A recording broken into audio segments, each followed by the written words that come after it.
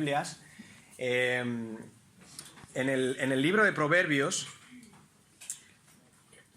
capítulo 30, versos 21 al 23. Y antes de empezar quiero deciros que esto es un mensaje, una enseñanza que traigo para que sea edificación para todos. Y eso me incluye a mí. Porque también todas las enseñanzas, las predicaciones, los mensajes, también son para el que lo está compartiendo. Me siento el primer identificado en cómo Dios puede hablarnos y necesito aplicar a mi propia vida todo lo que quiero compartir con vosotros en esta mañana.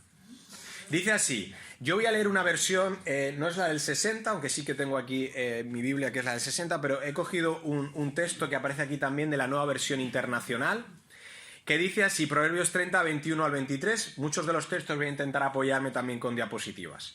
Dice, 3 cosas hacen temblar la tierra, y una cuarta la hace estremecer. El siervo que llega a ser rey, el necio al que le sobra comida, la mujer rechazada que llega a casarse, y la criada que suplanta a su señor. Muy bien, esto es un texto que a priori parece un poco extraño, ¿vale? Y reconozco que al principio cuesta un poco entenderlo, pero tras estudiarlo me gustaría explicarlo un poco en detalle. El texto dice que hay 4 tipos de personas. Y esas 4 tipos de personas lo que nos dicen es que hacen temblar o estremecer la tierra, ¿vale? De esas 4 tipos de personas hay 2 que son peligrosas. La que dice que es un siervo que llega a ser rey y la otra un necio que por fin prospera. Pero luego también nos habla de otras 2 que también son peligrosas. Dice, de una mujer rechazada que llega a casarse y una criada que llega a convertirse en la señora de su casa. Y la pregunta que podríamos hacernos es, ¿por qué este tipo de personas que aparecen en este texto de Proverbios pueden llegar a ser personas peligrosas? Porque son personas que han sido puestos de alguna manera en posiciones de privilegio, pero con la mentalidad incorrecta. ¿Qué quiero decir? Que estaban en un estado inferior y han pasado a tener un estado superior, como podríamos llamar por un golpe de gracia. ¿Vale? Es como de repente cuando a alguien, podríamos decir que le toca la lotería, ¿no? Algo que de verdad no se esperaba y por un golpe de gracia consiguen estar ahí. Por lo tanto, estando de un estado inferior, han estado a pasar a un estado superior, pero la clave es que su mente no ha sido transformado para ello. Por ejemplo, el caso dice que ahora uno de ellos es un rey, pero sigue pensando como un esclavo, tiene dinero, pero lo administra como un necio. La que estaba casada se sigue sintiendo rechazada, aunque ahora es la señora de la casa, y así varios ejemplos de los que aparecen ahí, de las 4 tipos de personas que aparecen ahí. Y este tipo de personas me parece que son peligrosas porque no disfrutan de la posición en la que se encuentra y tampoco dejan disfrutar a lo demás. Me contó una vez una historia un amigo que se dedicaba a trabajar con las personas sin techo y dice que en una ocasión vieron la necesidad de tener que acoger a un mendigo en su casa. Y una de las cosas que más le costó a este amigo que trabajaba con personas sin techo durante el tiempo que el mendigo estuvo en casa, era que cuando salía fuera de casa no trajera cosas y las guardara debajo de su propia cama donde estaba. Porque él salía a la calle y si encontraba un poco de comida, la traía a la casa y la metía y la escondía debajo de la cama.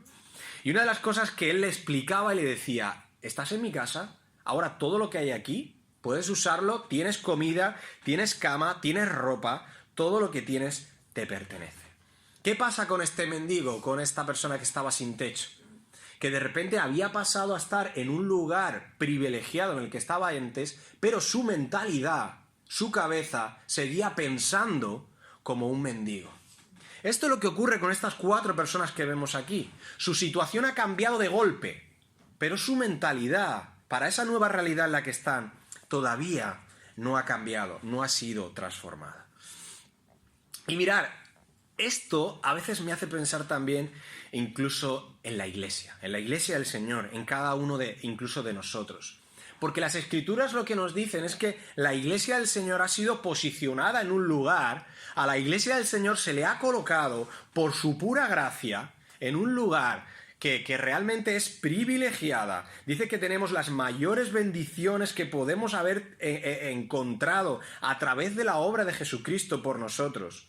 Que se nos han dado atributos y privilegios que algunos ya podemos disfrutar aquí, pero otros disfrutaremos en el futuro. Como que se nos dice claramente que vamos a reinar junto al Señor y que se nos van a dar oportunidades de gobernar y de realmente tener cosas que hasta los ángeles se escandalizan de lo que Jesús nos ha dado a través de su persona a la iglesia. Pero lo que percibo es que se nos ha colocado como iglesia en un lugar increíble, Dios nos ha regalado algo precioso, pero a veces nuestra mentalidad todavía no está ahí. Nuestra mentalidad muchas veces sigue pensando como si realmente no hubiésemos recibido eso. La Escritura nos dice también, y esto es algo realmente increíble, y que Jesús incluso, no sé si veis estas Biblias que las palabras de Jesús están en rojo, ¿no? Pues esta yo creo que es para que si tu Biblia no está en rojo la remarquemos, porque Él lo que nos dijo también en sus Escrituras es que Dios no nos va a dejar huérfanos. Dios no nos va a dejar huérfanos. Juan 14:18 dice, vendré a vosotros. Esto es una promesa increíble que Dios nos ha dado, que Él no nos va a dejar huérfanos. Dios nos ha dejado en su palabra no una, no dos, no tres, no 10, miles de promesas. Miles de promesas. Y nosotros somos especialistas, yo creo que a veces en coleccionarlas, en enmarcarlas a veces. ¿Sabéis esto de las tarjetitas, no? En tener las tarjetitas. Pero tengo a veces la sensación de que no hemos llegado a aplicarlas a veces o a interiorizarlas en nuestra propia vida. Es como si de repente cuando alguien te debe un dinero y te da un cheque para cobrar ese dinero y tú el cheque coges y lo enmarcas en tu casa y lo dejas ahí. O lo coges y lo llevas siempre contigo. Pero ¿sabes qué? El cheque, si no lo cobras, siempre es un cheque que no vale para nada. Y creo que a veces con las promesas es como que llevamos ciertas promesas, pero como si nunca fuéramos a cobrar las promesas. Como si nunca las hiciéramos nuestras. Y yo a veces me encuentro que Jesús nos ha regalado tantísimas promesas en su palabra. Nos ha dicho tantas cosas increíbles acerca de lo que Él ha hecho por nosotros. Pero mi sensación es que en muchos momentos seguimos teniendo la mentalidad o la mente de no cobrar o de no vivir bajo esa realidad de las promesas que Dios nos ha dado. Ahora, ¿por qué Jesús tuvo que decirnos esto que aparece en esta promesa? De que no nos dejará huérfanos y que vendrá a nosotros. ¿Acaso Jesús, cuando dijo esto delante de las personas que los escucharon, sus discípulos y las personas que estaban enseñándoles, todos los que habían ahí eran huérfanos de padres biológicos? Yo creo que no lo serían. La mayoría tendrían padres biológicos. Sin embargo, Jesús está hablando de que no os dejaré huérfanos, porque Él no se está refiriendo a una orfandad biológica.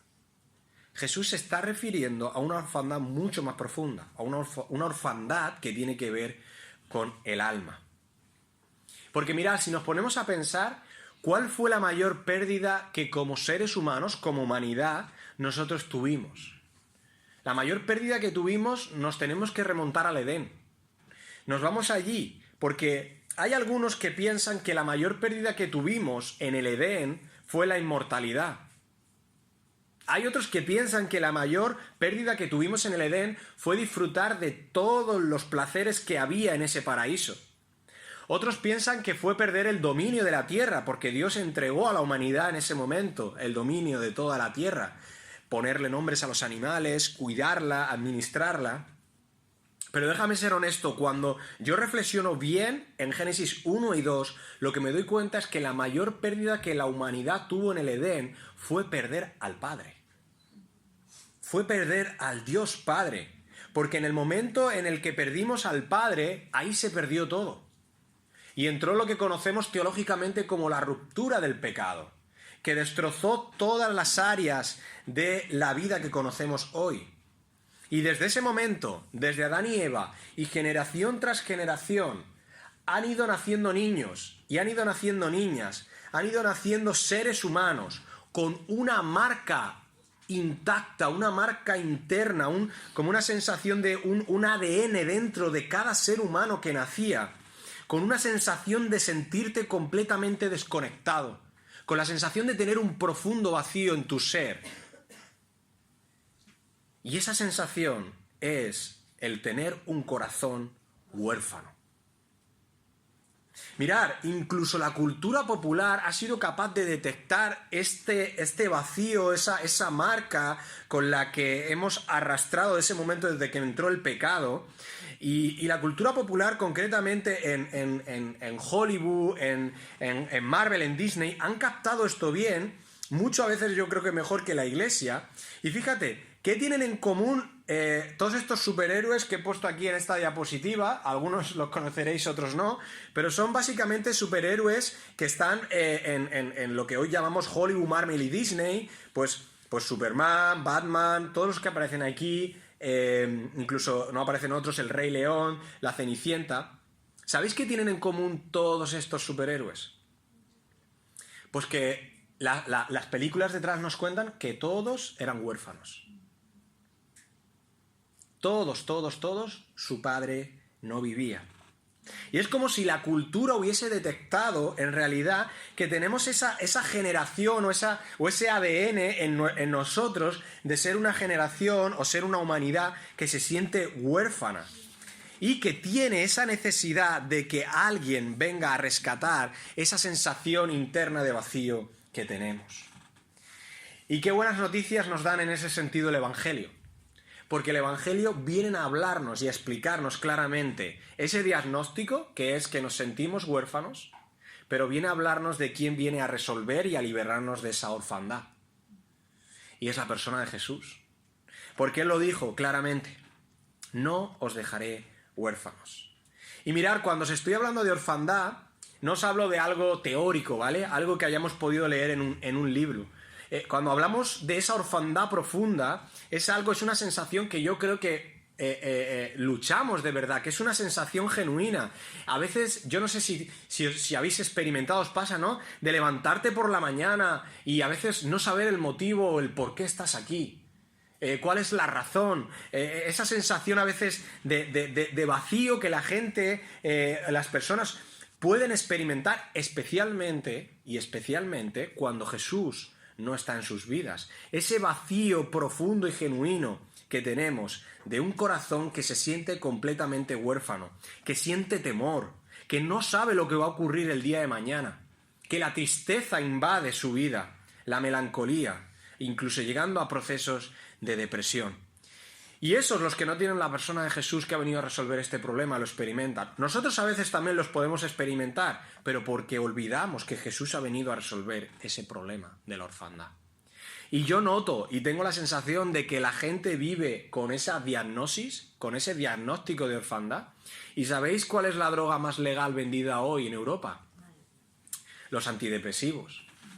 Porque son las pastillas que mucha gente recurre para dormir. Y ojo, pueden estar justificadas si clínicamente un médico te lo da, pero la sensación que tengo es que la sociedad las utiliza como si fueran caramelos. Porque hay una gran necesidad de acallar ese vacío interno que hay en la profundidad de tu alma, de sentirte completamente desconectado, de no saber el motivo y el por qué estás en este mundo. De sentirte todo el rato que te falta algo, que hay una conexión, que hay un cable que no ha sido todavía conectado.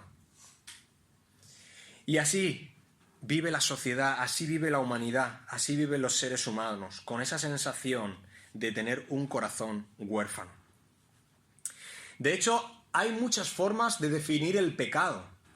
Pero a mí muchas veces la que más me gusta como una definición que creo que acierta mucho en esa realidad, es que el pecado es toda aquella satisfacción que buscamos que no hemos encontrado o buscado en el Padre. El pecado es todo aquello que queremos buscar fuera de algo que ya el Padre nos ha dado y que es mucho mejor.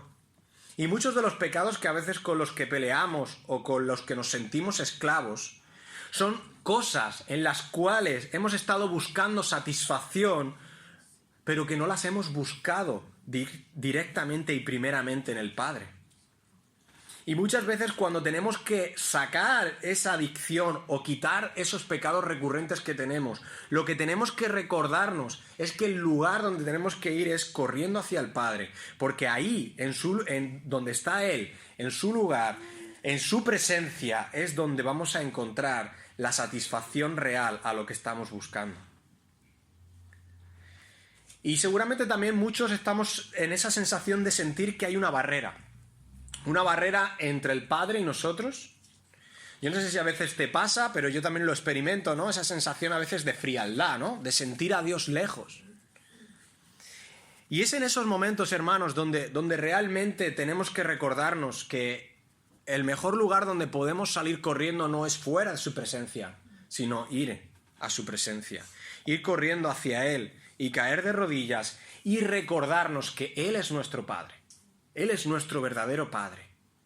Y que aun incluso cuando nuestras emociones no nos acompañen, recordemos que Él es nuestro Padre, que nosotros somos sus hijos y que no debemos vivir con la sensación y con un corazón que se siente huérfano, sino con un corazón que siente que tiene un Padre amado, que está ahí, aunque a veces lo sintamos distante. Isaías 43, seguramente un pasaje que conocemos muy bien, pero es precioso recordar y leer, y vamos juntos a leerlo, lo que dice ahí en los primeros 4 versículos.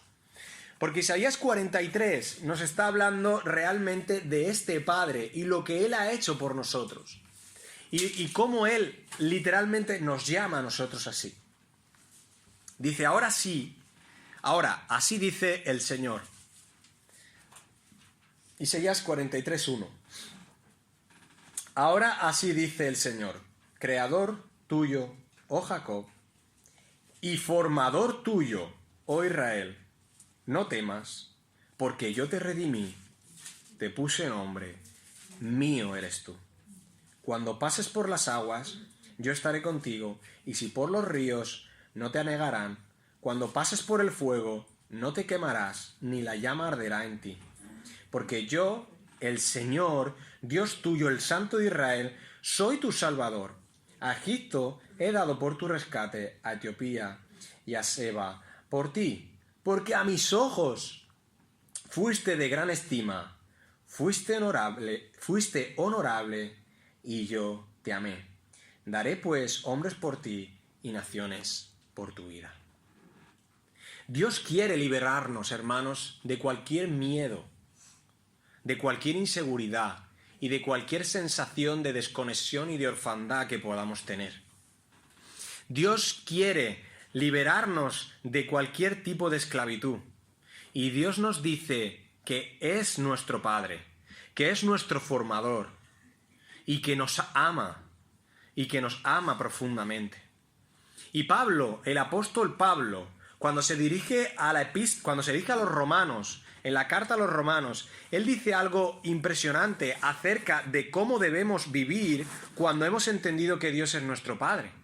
Romanos 8, 15 al 17 dice, no habéis recibido un espíritu de esclavitud para estar otra vez en temor, sino que habéis recibido el espíritu de adopción, por lo cual clamamos, Abba Padre, querido papá, precioso papá. El Espíritu mismo da testimonio a nuestro espíritu de que somos huérfanos de Dios, no, hijos de Dios. Y si hijos, ojo, también herederos. Herederos de Dios y coherederos con Cristo, si es que padecemos juntamente con Él, para que juntamente con Él seamos glorificados. Mirad qué posición nos ha dado Dios. Herederos y coherederos. ¿Pero cómo? ¿Como huérfanos o como hijos? Como hijos. Como hijos adoptivos. Sí, cierto, adoptivos, porque antes no lo éramos, pero ahora sí lo somos. Porque nos habíamos desconectado, pero el Padre, a través de la obra de Jesucristo, nos ha querido reconciliar de nuevo y nos ha hecho sus hijos. Ahora, pero ¿es esto sencillo de no sentirnos esclavos? Te reconozco que no. Yo lucho con muchas cosas que tienen que ver con esclavitud, con miedos, con realmente entender y vivir que no soy un huérfano. Porque muchas veces actúo más como huérfano que como hijo. Y eso es lo que a veces nos pasa, que constantemente Dios nos ha dado una posición, pero nuestra mentalidad, lo recordáis al principio, no es la correcta con la posición. Y ahí es donde yo quiero compartir con vosotros algunas luchas que a veces tenemos con ese espíritu de esclavitud del cual Pablo le dice a los romanos y Dios nos dice a nosotros que ese no es el espíritu correcto. Porque Dios ya nos ha dado otro espíritu distinto, que es el de adopción. Por lo tanto nos ha dado una identidad, adopción de ser sus hijos. Y eso es teológicamente muy profundo, aunque es un reto vivirlo en el día a día. Dice el texto de Romanos que el espíritu de esclavitud se manifiesta a través del temor. ¡Guau! El temor, el miedo, el mayor paralizante que hay. Cuando tú tienes miedo en algo, estamos bloqueados. Pues el espíritu de huérfano, para ser vencido, el espíritu de esclavitud, primero tiene que ser identificado. Y yo he detectado 4 cosas, 4 ejemplos, en los que si tú estás luchando con el espíritu de orfandad que te genera esclavitud y miedo, tal vez esto pueda ayudarte. Mirad, el primero es que el espíritu del huérfano y el miedo por no sentirte un hijo te genera temor a mañana, temor al mañana y sobre todo temor a que me va a faltar, a escasez. Siempre estás pensando no voy a tener seguramente suficiente, no sé si voy a poder cubrir las necesidades de mi familia, no sé si voy a vivir realmente pues en esta precariedad siempre. Y estás constantemente viviendo en esa especie como de ansiedad o estás somatizando constantemente en que, escuchas las noticias, va a venir una guerra mundial, va a venir una crisis, y enseguida todo empieza como a generarte... ¿Sabéis eso de que la televisión es una especialista en generar nada más que miedos? Pues empezamos a hacer los nuestros, y nuestros, y nuestros, y nuestros. Y empezamos a tener constantemente una ansiedad que nos genera espíritu de esclavitud que se manifiesta con miedo.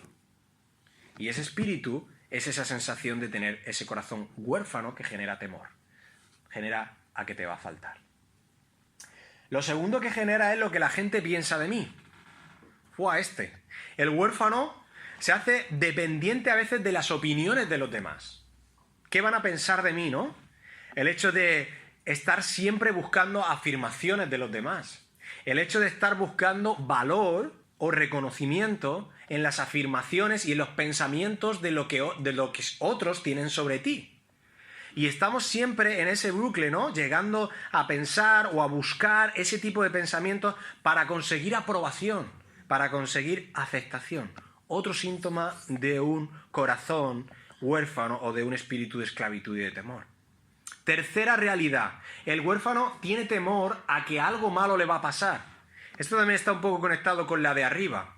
El hecho de que a veces si hay alguien en tu entorno que está pasando algún tipo de enfermedad, ya crees automáticamente que esa enfermedad también te va a salpicar a ti. Esa sensación de ese síndrome, ¿no? De que a veces tenemos el querer coger el mal que le ocurre a otro, vamos acumulando, y he llegado a encontrarme con personas que llegan a estar hasta incluso paralizadas y cosas que hacían como coger un avión, un vuelo, un transporte público, no lo pueden hacer. Porque viven constantemente en una especie de psicosis del miedo de cosas que le van a ocurrir. Y la última idea, el huérfano tiene temor a ser rechazado por Dios. Y esta es, déjame realmente serte honesto, porque me sorprendería que hay muchas personas que si tú le preguntases si realmente, si van a morir hoy o morirían esta noche, si serían aceptados por Dios en el cielo, te sorprenderías de que hay muchas personas de que esto no lo tienen claro. Porque son presas del espíritu de orfandad y del miedo. Así que esta es la diagnosis para darnos cuenta de que a veces podemos estar viviendo bajo el espíritu de orfandad. Y mira, presta atención a esto que quiero compartir. Quiero transmitirte una de las cosas más centrales del mensaje. Y es que si tú entiendes que eres un hijo, el miedo es la mayor mentira e ilusión que existe. Vale, esta frase es bastante profunda. Si tú entiendes que eres hijo y que eres hijo del creador del universo, el miedo en realidad es una mentira. Es algo que hemos creado en nuestro interior, pero que no tiene solidez para vivir preso de ello. Porque en nuestra sociedad y en el pensamiento, la gente lo que suele decir y lo que hablamos comúnmente es que cuando hay problemas y cosas dicen, bueno, eso tiene solución. Pero siempre hay una coletilla que se dice, para todo hay una solución menos para algo. Para la muerte, ¿vale? Pues eso la sociedad lo ha ido interiorizando y lo tiene muy claro. Entonces, si consideramos que la muerte es lo peor, lo que no tiene remedio, lo que la gente considera que no se puede hacer nada con ello, y tú eres un hijo de Dios, y sabes perfectamente, y formas parte de la iglesia de Dios, y has entendido que Jesús ha muerto por ti, has pedido perdón por tus pecados, y el Señor te ha perdonado, si el mayor problema o el mayor miedo que tiene la sociedad es a la muerte, y para ti ese problema está resuelto, ¿cuáles son entonces tus miedos? Ninguno. Serían miedos que son mentiras. Y sí, esto es muy fácil decirlo, pero es muy complicado vivirlo, y lo sé. Pero yo intento muchas veces recordarme en cosas que me generan miedo, pues que va a ser de mi hijo, por ejemplo, Jasón el día de mañana, de mis otros hijos, ¿qué va a ser de mis padres? ¿Qué va a ser de mi trabajo? ¿De mi estabilidad económica? Y cada uno puede traer aquí a su mente sus respectivos miedos. Pero si lo pienso fríamente, si Dios me ha considerado su hijo, y el mayor problema que había, el que me tenía que dar miedo de verdad, el que me tenía que aterrorizarme, que es el de pasar una eternidad entera sin Dios, ¿Jesús en la cruz lo ha resuelto? ¿Cuál es el miedo que tengo que tener?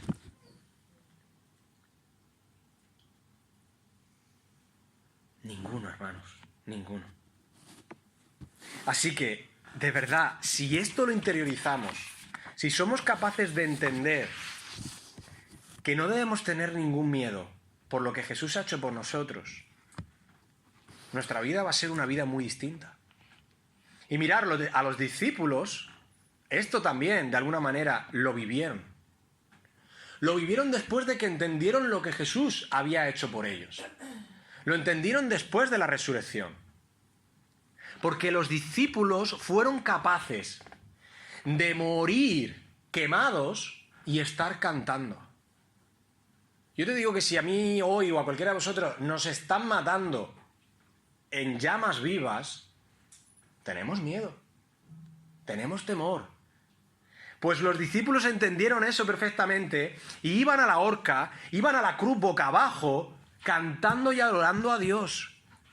Y estaban celebrando la muerte, lo que hoy la sociedad considera el mayor problema irreversible. ¿Por qué? Porque habían entendido que para ellos el vivir es Cristo y el morir es ganancia. Así que para un hijo la muerte no es el final, es el principio de la vida verdadera. Así que realmente, iglesia, y Señor, esto me lo recuerdo a mí, ¿cómo es vivir una vida sin miedo? ¿Cómo es levantarme un lunes por la mañana y decir, yo voy a vivir toda esta semana sin miedo? ¡Fua! Que se preparen los que tenemos a los lados. Porque realmente es como Dios nos ha dado y diseñado para vivir, no tener miedo. Porque el problema de la muerte, que es el más grave, ya ha sido resuelto. Y yo sé que los problemas y las dificultades de esta vida son dolorosos. Pero a veces nos olvidamos que es que, ¿acaso Dios ha dejado de tener el control sobre tu problema? No. Aunque a veces creamos que sí, pero no. No lo ha dejado de tener. Dios sigue estando completamente al control. Incluso Él nos dio un ejemplo, modeló cómo vivir esa vida que yo digo de levantarte un lunes por la mañana y afrontar toda la semana o un mes o ya el resto de tu vida sin tener miedo, sin tener temor. Él lo ejemplificó, el propio Jesús vivió un modelo de vida sin temor. Porque Jesús realmente había entendido la posición y el privilegio, la identidad que se le había dado. ¿Recordáis la historia de cuando Jesús estaba con sus discípulos y les sorprende una gran tormenta? ¿Sabéis qué estaba haciendo Jesús? Durmiendo. Eso es un tío que vive sin temor. Durmiendo. Porque Jesús tenía súper claro que Él era un hijo de Dios y que aun incluso en la tormenta más violenta, Él ya había superado ese temor a la muerte. Y por eso podía dormir plácidamente, por eso podía estar tranquilo. Y por eso a nosotros, el Señor también nos dice que si tú tienes claro que eres un hijo de Dios, que entiendes y sabes que no eres una persona huérfana y que has sido liberado del espíritu de esclavitud y de temor, tú puedes también vivir con tranquilidad, con gozo, en medio de la mayor tormenta.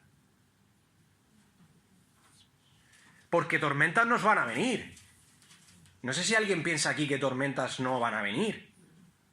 Aquí no nos libramos ni uno. Algunos las hemos pasado, otros las estamos pasando y otros las pasaremos. Porque tormentas, hermanos, van a venir. La Biblia no nos dice que los cristianos estamos exentos de las pruebas. Las tormentas van a venir. Los temores, los miedos van a venir. Pero la clave está en que si tú sabes y te recuerdas que eres un hijo de Dios, aun en medio de la tormenta puedes dormir porque puedes estar tranquilo porque el mayor problema, que es la muerte, está resuelto. Así que la pregunta hoy sería, si estás entendiendo esto claramente, ¿a qué le estás teniendo miedo? ¿A qué temes en tu día a día?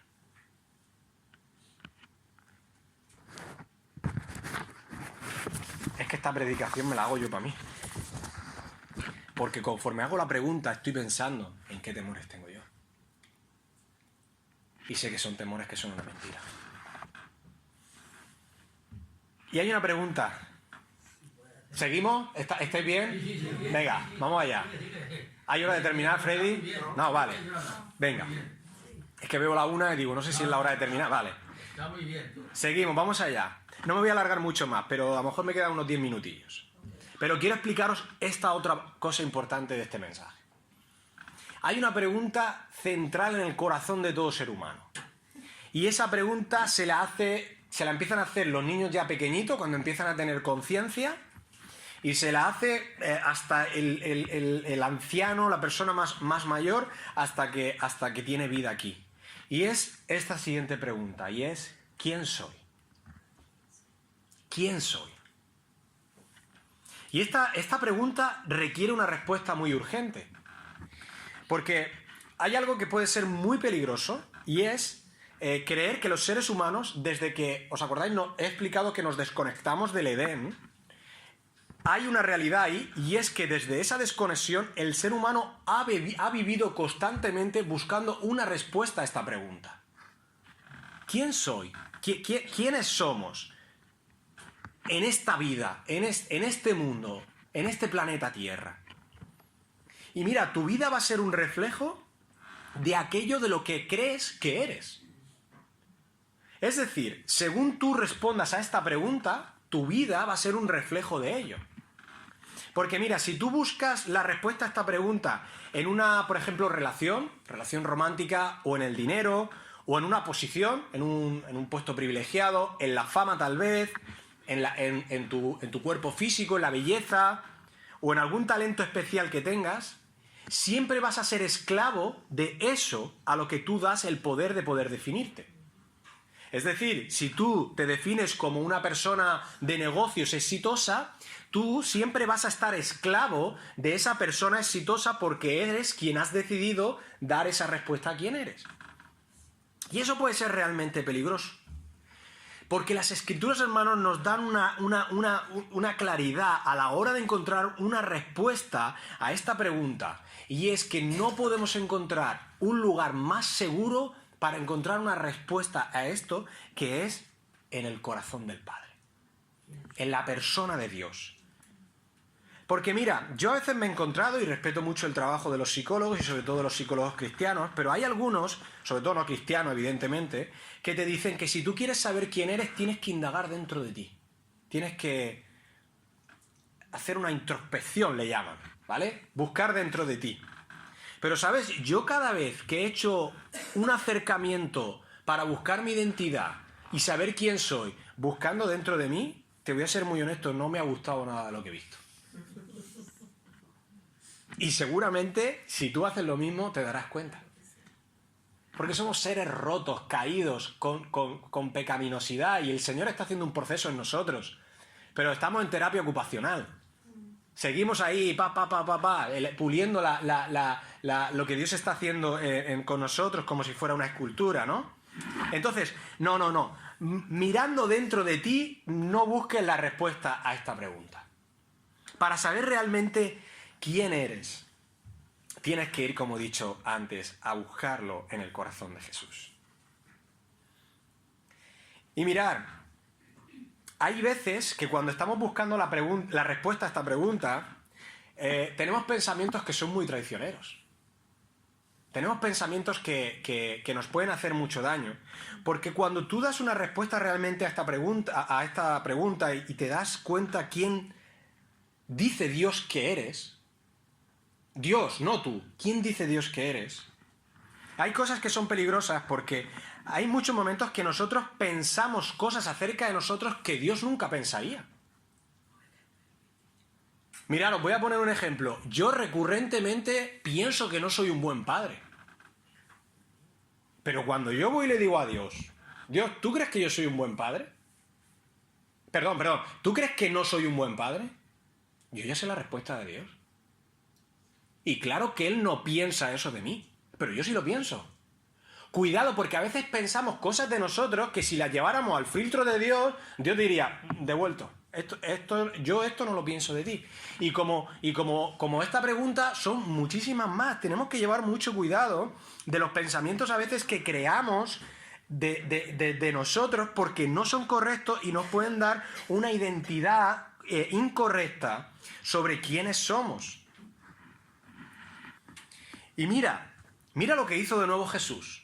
Su ejemplo. Él en su ministerio, cuando inicia, él fue a buscar una cosa clave antes de empezar su ministerio.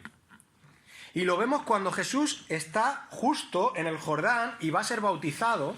Y sabemos el suceso que ocurre que justo al salir del agua nos cuenta la historia en los evangelios que descendió una voz sobre él. Y esa voz resonó y dijo: este es mi Hijo amado, en quien estoy profundamente complacido. ¿Vale? Es una versión. Pero dijo esto claramente: este es mi Hijo amado, en el que estoy completamente complacido, profundamente complacido.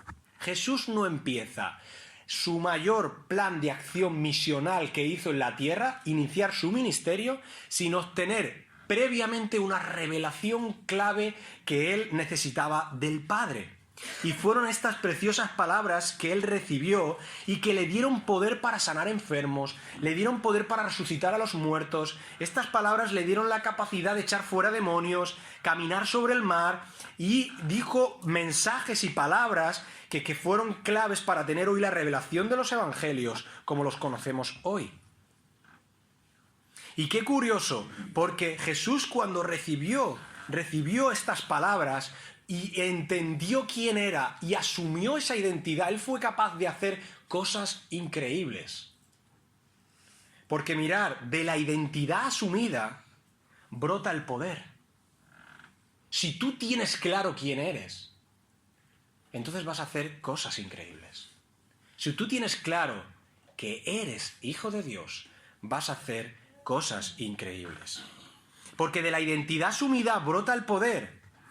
Brota la capacidad de hacer cosas que realmente no éramos capaces de hacer si no entendemos quiénes somos.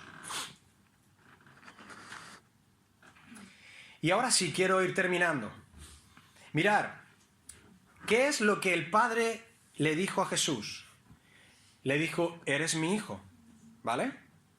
El Padre no le dijo a Jesús: eres el Salvador del mundo, aunque lo era. El Padre no le dijo a Jesús: eres un gran maestro, aunque lo era. El Padre no le dijo a Jesús: eres el juez del universo, aunque lo era. El Padre le dijo a Jesús: tú eres mi hijo. De las tantas cosas sobre la identidad que el Padre le podía haber dado a Jesús, decidió darle la de: eres mi hijo. Porque es el mejor título que el Padre podía darle a Jesús. Porque no le iba a dar un título que era una función, sino lo que le estaba dando era una revelación de su identidad más profunda. Y es que Jesús es el Hijo amado de Dios, es el Hijo heredero, es el coheredero del mundo, es el por quién y por qué existen todas las cosas. Así que, hermanos y hermanas, Iglesia, tenemos que recordarnos quiénes somos. Tenemos que recordar lo que Jesús y el Padre han hecho por nosotros. Y de verdad, en tu experiencia de vivir, en tu experiencia de vivir y de servir, no busques ningún título. Busca la realidad y lo profundo que es el sentirte saber que eres un hijo de Dios. Y me encanta cuando hay hermanos que a veces, cuando les preguntas alguna cuestión relacionada, ¿y tú quién eres? Y algunos responden, yo soy un hijo de Dios. No soy el fontanero, no soy el del quinto, yo soy un hijo de Dios. Que esa identidad nos acompañe, porque ese es el mayor título que el Padre nos podía regalar. Porque es el título que ha hecho que los ángeles se escandalicen. Es lo que ha hecho que realmente los ángeles se sorprendan de cómo el Dios del universo ha tenido ese trato de privilegio, de amor, y no sabría qué palabras más expresar hacia la humanidad. Y mirad, me gusta terminar normalmente con una imagen teológica que impacta, y es esta imagen de ver a este niño o niña en los brazos de su papá, en los hijos de su papá. Porque realmente, mirad, esta imagen es tan poderosa porque ¿vosotros veis a este niño preocupado? ¿Veis a este niño que esté pensando si mañana va a poder comer? ¿O si mañana le va a faltar dinero para comprar ropa? ¿O no sé, si va a venir una crisis o una guerra? No.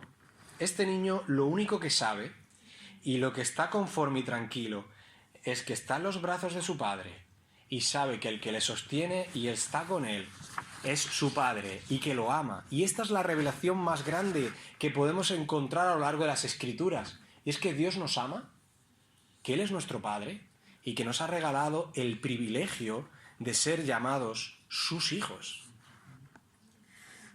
Sus hijos. Y lo ha hecho regalándonos de verdad el mayor regalo que Él podía tener. Mirad, yo no sé si en algún momento hemos recordado el gran privilegio que tenemos y el mayor regalo que Jesús es para nuestras vidas. Pablo lo llegó a decir así en el capítulo 8. Dice que el Padre dice que no escatimó ni a su propio Hijo, sino que lo entregó en ofrenda a nosotros. ¿Cómo no nos va a dar Él realmente todas las demás cosas? Dios nos ha regalado a su Hijo. No lo escatimó, no se lo quedó egoístamente. Él nos ha dado el mayor regalo que teníamos. Por lo tanto, si el mayor regalo ya lo tenemos, los otros inferiores, ¿cómo no nos lo va a dar? Qué gran regalo saber que Jesús ha sido lo mayor que el Padre nos podía regalar. Qué gran regalo saber que a través de ese gran regalo que es Jesús, nosotros ahora podemos ser considerados sus hijos y podemos vivir una vida sin temor. Y podemos vivir realmente en la posición que Él nos ha dado, que es ser sus hijos. Y como iglesia somos sus hijos y debemos vivir con esa mentalidad. ¿Oramos? Señor, sé que no es fácil, soy el primero en reconocerlo, pero ayúdanos. Ayúdanos a entender las verdades y las riquezas de las Escrituras que nos dicen que tú eres nuestro Padre y que nos das el privilegio de ser tus hijos. Y eso lo has hecho por el mayor regalo que podíamos recibir en esta humanidad, que es al mismo Dios haciéndose un ser humano en la persona de Jesús y dándonos el perdón de pecados y la reconciliación contigo, Dios. Gracias, ayúdanos a vivir en esa realidad, Ayúdanos a realmente a recodificar nuestras mentes y a entender que de verdad somos hijos tuyos, que podemos confiar en un Dios bueno y que aunque nos van a salpicar las tormentas, podemos vivir en la barca con tranquilidad, durmiendo como tú lo hacías, sabiendo que tú estás al control. Y gracias por habernos dado esa posición tan privilegiada de ser tus hijos, que es el mayor título que este mundo puede tener, pero te pedimos que ahora nos ayudes a vivir en consecuencia con ello. Ayúdanos de verdad, ayuda a tu iglesia en Vista Alegre. En el nombre de Jesús. Amén.